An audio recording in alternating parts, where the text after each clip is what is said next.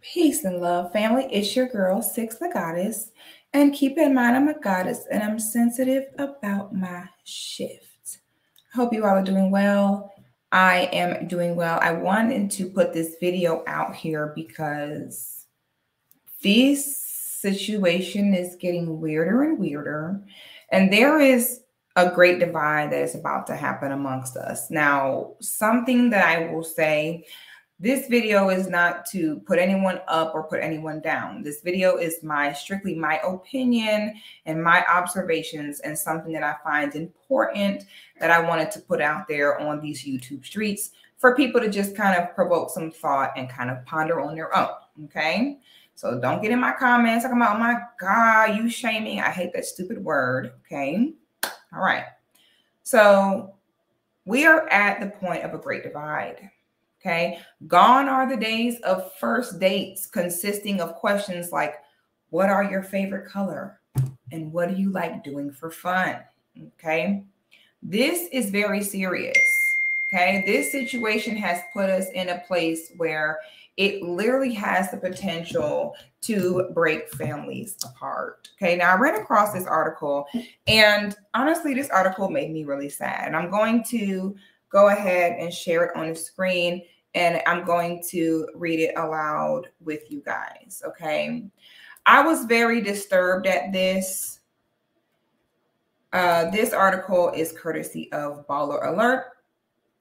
The title of the article is Anti-Vax Dad Goes on the Run with 7-year-old Daughter to Prevent Her from Getting, you see it, I'm not going to say it. I'm not going to say it. Anti-V dad goes on the run with 7-year-old daughter to prevent her from getting CV.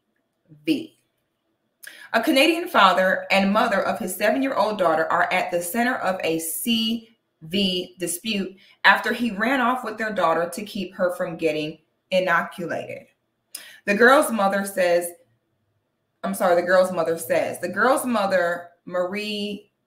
Marie Carr Jackson, is her middle name Carr? Hi, is your middle name Carr, dear? Has secured 2 court orders demanding that her daughter, Sarah Jackson, be returned to her care. But Canadian authorities haven't been able to track down her ex-husband, Michael Jackson, to enforce the orders and get the child back.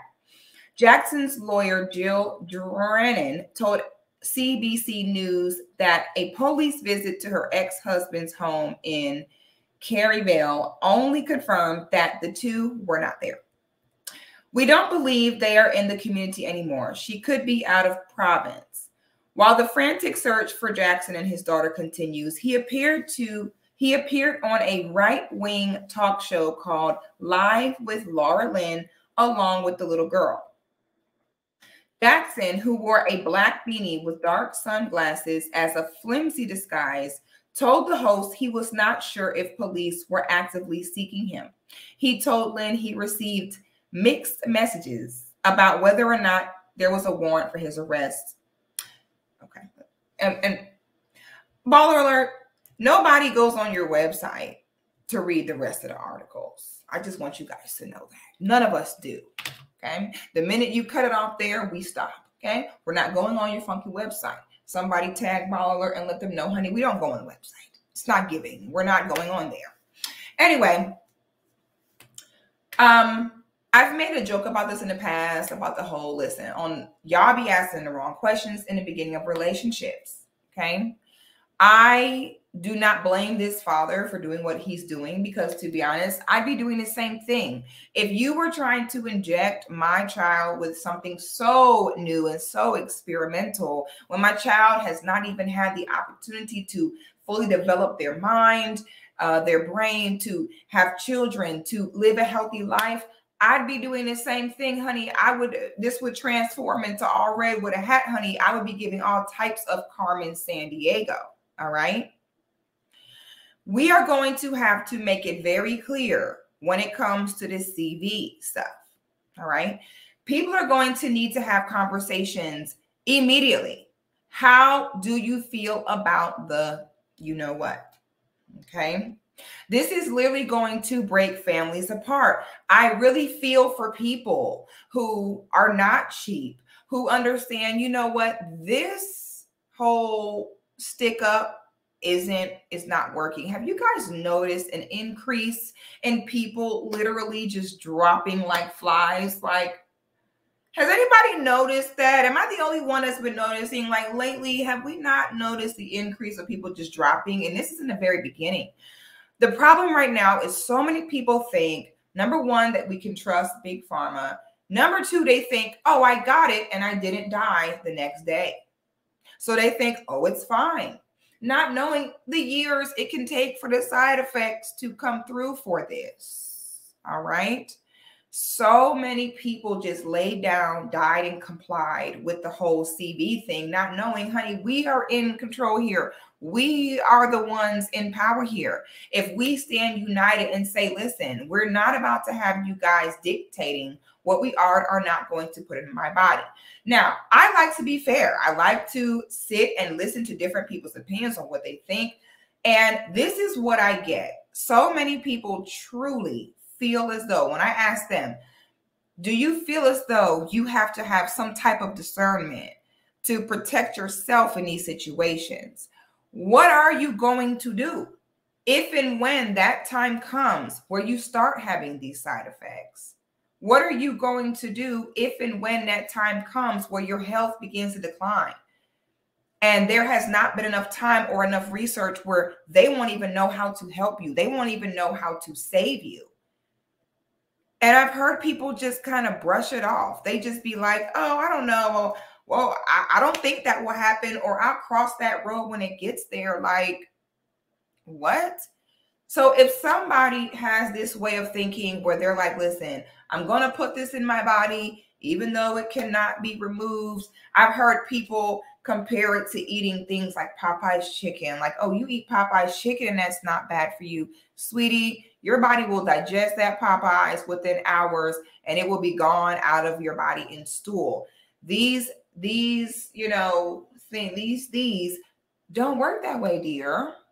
Okay. Once they're there, they're there. Okay. So we are at that point now where this is going to have to be like number one. If you are considering being with someone, which can potentially mean procreating with them, we're going to start to have these discussions early on, because I hate to see the fact that there are about to be parents losing their children behind this, parents potentially even serving jail time behind this, trying to save their children and give their children a better chance. Because like I said, honey, I'd be doing the same thing, baby. Okay. We would be fading to black like, where's Waldo, honey? I'm gone with the wind. You're not putting that in my child. We have to have discernment to put ourselves in charge of our well-being. We cannot have these people come forward. Y'all don't give us nothing else that's healthy for us for free. Okay. Kale is expensive. Herbs are expensive. Now you're telling us you're giving this to us for free. You ain't did nothing else for us that's good for us for free. And nobody sits and thinks, hey, maybe we just shouldn't do this. And maybe not even that we shouldn't do this. Maybe at the very least, we should give this more time. Okay. Very least. So now it's like, okay, we're going to be sitting here. If you're going to be getting to know someone to potentially date them, you're going to start to have to ask this. There is no more. So we need to start having important conversations like this, because I know people personally who did not have these conversations before they procreated with someone, who that person has made their child subject to the CV and amongst other things and medications, causing things like autism and all type of health problems in their children.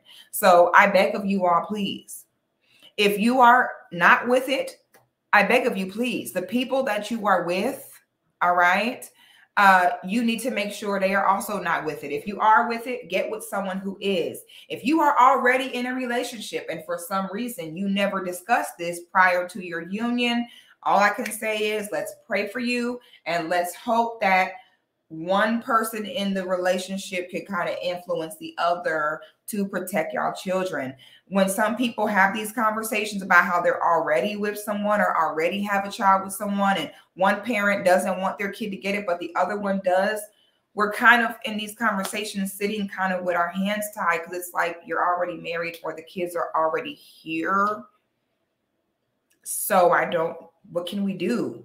Why didn't you talk about this prior? We have to stop having these surface level, conversations. Oh my, even my earring is like, I'm out. My earring's like, you know what? This too much. I feel you, earring. The earring said I'm going to head out. Okay. It feels my conviction. Once you're already married, once the kids are already here, that's it. Now, this may sound extreme to some. Okay. But for me, if I was dating someone and we hadn't got married yet and we hadn't had any children yet, and I found out they were with this, that would be it. I'd break up. I truly believe this is an issue serious enough to end relationships over. Okay. So let's start doing our due diligence. Let's be smart. Okay. Let's think long term. Please don't be so short-sighted. Like, well, to do this, I had to get the thing. Oh, well, to go here, I had to get it. Let's always remember you can't go anywhere when you're dead. Okay, let's first of all remember that. Number two, let's remember that these people lie all the time and they're greedy. Okay, this is a consistent pattern. Let us not forget. And let us forget that nobody is in charge of you and will look out for you like you. So let's all be smart, play our part, have these conversations, and the answers that you get, apply them in your life and to your relationship. Y'all be safe and y'all be careful out there.